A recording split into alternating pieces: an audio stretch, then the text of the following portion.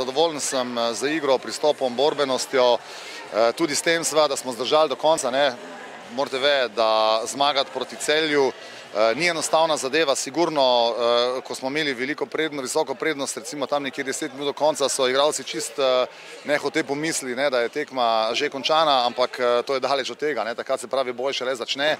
Treba je racionalno odigrati teh zadnjih 10 minut, ki so najtežje, da mislim, da smo zasluženo zmagali.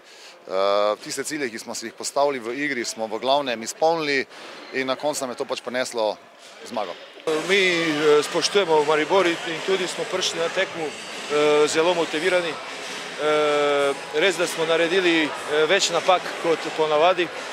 Maribor je danes zasluženo zmagal in v drugem polcajtu so naredili veliko razliko od 7 golih.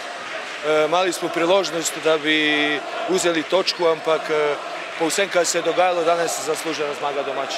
V tej sezoni mislim, da smo oziroma v celem letu skupaj smo jih 4-krat premagali zapored, tako da jaz mislim, da nam ležijo.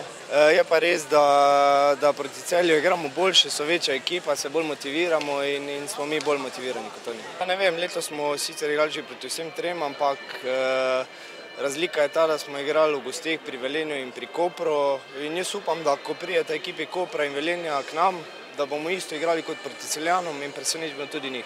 Letos moram pohvaliti navijače, vedno več se jih nabira v dvorani, sploh proti večjim tekmecom.